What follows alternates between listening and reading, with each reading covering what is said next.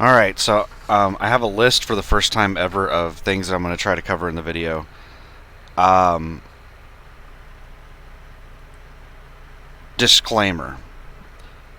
This is information based on my experience with USA Truck. I am a student. If you haven't watched any, you haven't been following my journey, watching any of my videos, I'm a student. I'm in like day 3 of training. I went through 2 days of orientation, and then I got placed on a truck about a week after orientation, and now I'm like day 3 or 4 on the truck. I'm in the top bunk of the truck right now. My trainer has weekends off, so I'm sitting here at a Love's truck stop in the truck all weekend. So let's talk about a few things that people probably have questions for. Governed speed. Well, you can go to the website and see it's posted 65. It's not 65. It's 63 on the pedal, and it is 65 on cruise. And I was told that I don't know if it's an official policy or just a strong recommendation, but there are several situations that you're not supposed to use cruise. Construction zones, slippery roads, like if it's raining. I was actually told that one of the electronic systems, there's tons of them in here, can detect if it's raining, like if the wipers are running or something like that, it'll disable cruise. So 63 on the pedal, and if you can use cruise, 65. Camera. They have an outward and an inward facing camera, and they do record audio. It has a 10-second buffer. If a trigger event happens, or you hit the record button, there's a button to manually record. You hit that button, or an event happens, which they happen all the time. If you go 6 inches over the fog line or 6 inches over the other line, the lane line, 6 inches over any line is a trigger event. And when somebody's passing you, another truck is passing you, I hit the fog line. I go 6 inches over the fog line all the time when that happens, because it's an inward pull. They suck. There's a suction as they're coming up, and then once they make it past a certain point, they push you. And if you're in a windy area, then that back and forth, you're gonna be getting these trigger events all the time, and it's gonna record the last 10 seconds before the event and 10 seconds after the event. It's gonna send it to a third-party company. They're gonna review it. If they think it's something, like if it meets the criteria that USA Truck has set, then they will forward it on to your driver manager, and then your driver manager will review it and decide what to do, if anything, on it. But anything that they catch in that 20-second snippet, if you're sitting there, like they're gonna watch and listen to it. So I was like, "Oh, how are you guys gonna catch us on your mobile handheld policy? You're not supposed to use mobile phones while driving. How do you enforce that?"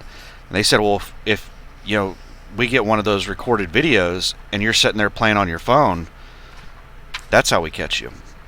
All right, so that should answer the camera. Drug test. What type of drug test do they do? I can't give a full answer on this. All I can tell you is my experience. A lot of companies are moving to hair follicle testing. Hair follicle is not DOT. It's not a DOT drug test. So if a company does a hair follicle test, they also have to do a urine test to meet DOT obligations. I don't think a hair follicle test can be put on the clearinghouse or reported against you as far as DOT is concerned. It's just going to be for that individual company. The reason companies are doing it is insurance. Insurance is going up by massive amounts. So a hair follicle test gives them an idea of your lifestyle. A urine test, just have you smoked weed in the last couple of weeks. That's all a urine test does. But a hair follicle test will allow them to go back longer and find out, is this guy a pothead? Does this guy have a drug issue? Like if they come back and you've got like all kinds of drugs in your hair follicle, maybe they just don't want to take that chance with you. I don't think it'll hurt your chances of getting hired other places, but companies are starting to go above and beyond on the drug testing. So what is USA Truck doing? I've heard people say that they do hair follicle. My orientation class of approximately 11, 12 people in Van Buren, Arkansas, their corporate headquarters, was urine tests only. That's all I can say on whether they do urine or hair follicle.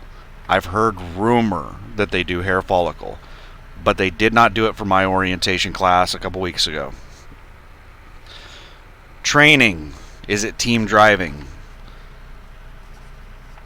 I don't have a 100% answer on this. Their documentation that they give you as a student says that you will be team driving. They say the first week of training, the trainer will sit in the passenger seat and you will swap driving. And then weeks 2, 3, and 4, well, everything past the first week is team driving. Just straight up team driving. I was told by a recruiter that it is against company policy for the trainer to be anywhere but the passenger seat while the student, me, is driving. That appears to be what is accurate. Their documentation states that there's team driving, but company policy is actually that my trainer said that he's been talked to by his driver manager from the camera, like auto recording stuff, and it caught him, like his student went over the fog line, and when the driver manager reviewed it, he said that he noticed that my trainer Miguel, well, this is with a previous student that Miguel was with, but Miguel was asleep. And the driver manager is like, Miguel, what's the deal? Miguel's been with the company for 15 years. They don't really do anything to him on anything. But, they talked to him and joked around with him about it. Miguel's like, you know what? Sometimes I doze off. They can drive straight. But, yeah, so he's been talked to about, nodding off in the passenger seat. So yeah, it appears that there's no team driving. If the student is behind the wheel, the trainer is required to be in the passenger seat. So no team driving, but my trainer has offered to let me sleep while they drive. I don't have to be in the passenger seat, and we've extended our driving day by the trainer using their driving hours after, I've run out of hours whenever we were behind on a load. So it's not team driving, but it, I hope that explains it. Training, credit for days. Credit for days. What was I on this note? Oh, how do you get credit for a day? So, like some companies, in order for you to get training pay and for it to count as a training day, some companies require that you have at least 4 hours of on-duty time that day. With USA Truck, as long as you are assigned to the truck, like me sitting here at this truck stop all weekend while my trainer is, I don't know what he's doing at his house, barbecuing and having a glorious time, I get credit for this as a training day. I'm getting paid my training wage of $85 a day over the weekend. It doesn't put my training on hold or anything. Like if I sat in the truck at Love's for 28 days, I would upgrade into my own truck, and I would get paid $85 a day for doing it. Speaking of which, this is not on my notes, but I didn't. The trainer wasn't available when I got out of orientation, and I had to sit at home for a week.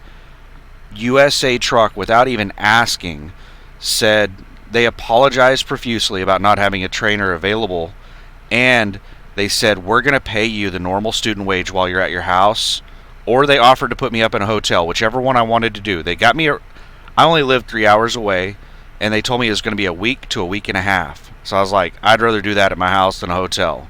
So they paid for me to get a rental car, drive back to my house, and sit at my house and wait on a trainer. And I got $85 a day for every day I sat at my house. Another guy didn't actually have a house. He was in an apartment, and he moved out of his apartment when he went to orientation. So they just put him up in a hotel for a week, and he got $85 a day to sit in that hotel. So pretty awesome. So yeah, as long as you're the only like, as long as you're on the truck in some way, shape, or form.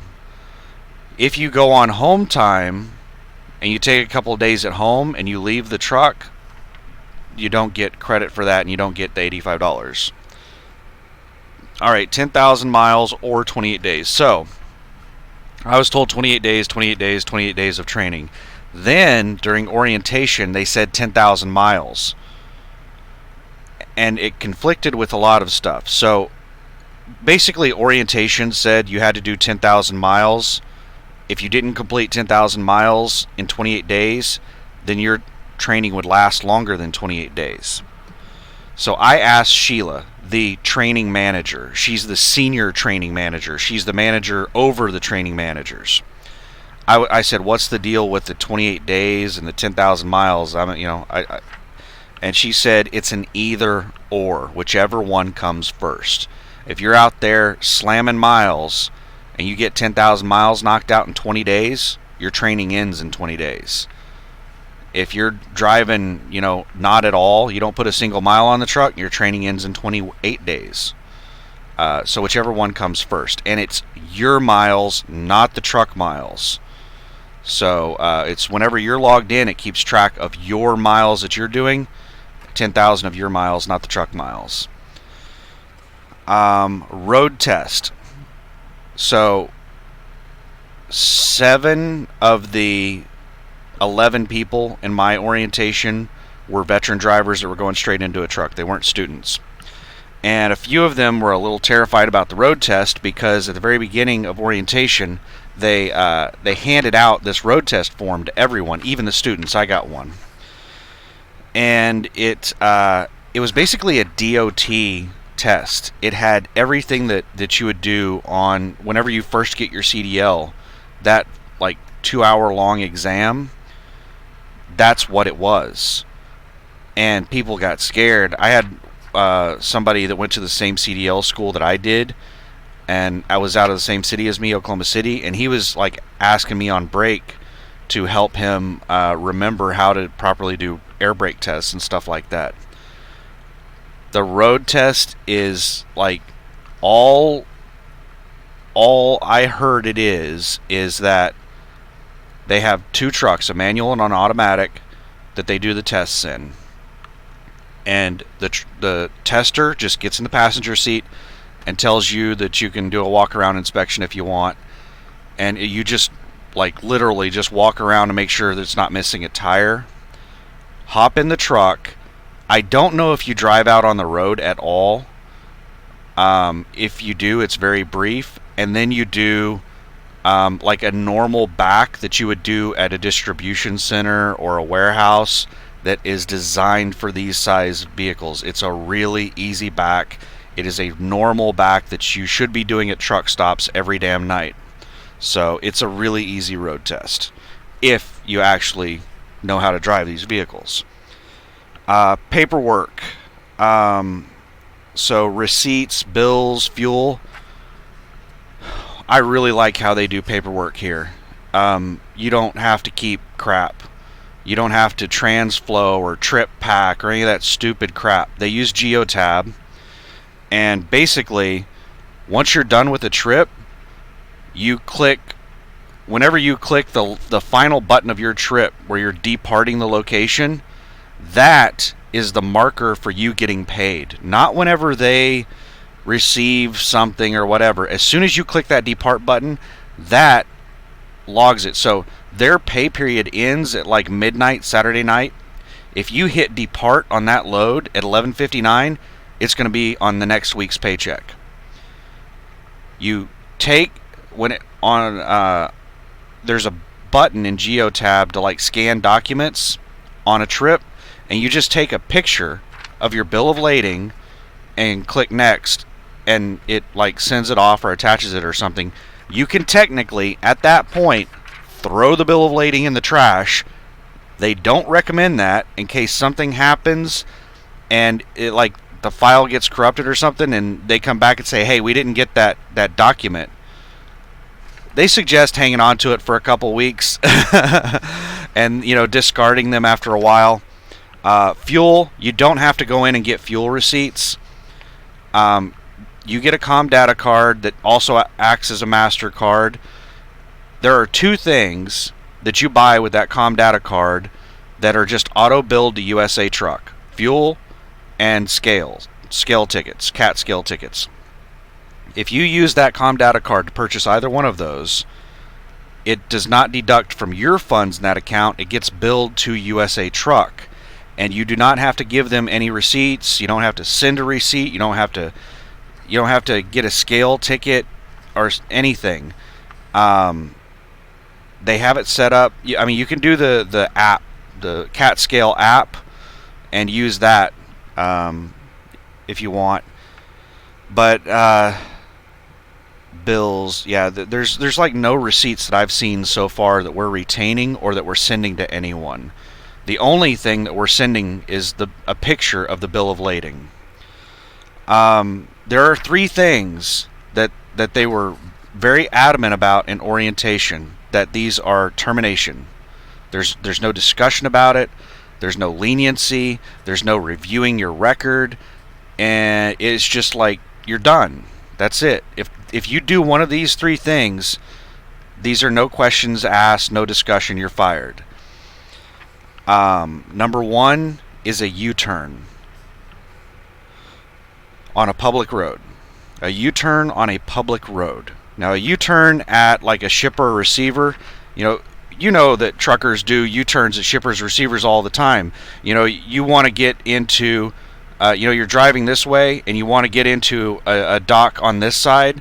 Well, you drive down, you do a U-turn, and you come back the other way so you don't have to blindside it. You get a sight side back. That's okay. Public road U-turns. Immediate termination. Mobile. Messing with any kind of mobile or handheld device while you're driving. If it's mounted, I am under the impression that it's okay. So if you have like a GPS that you're pushing buttons on while you're going down the road, as long as it's mounted, I'm fairly sure that's okay. And the last thing is drugs and alcohol.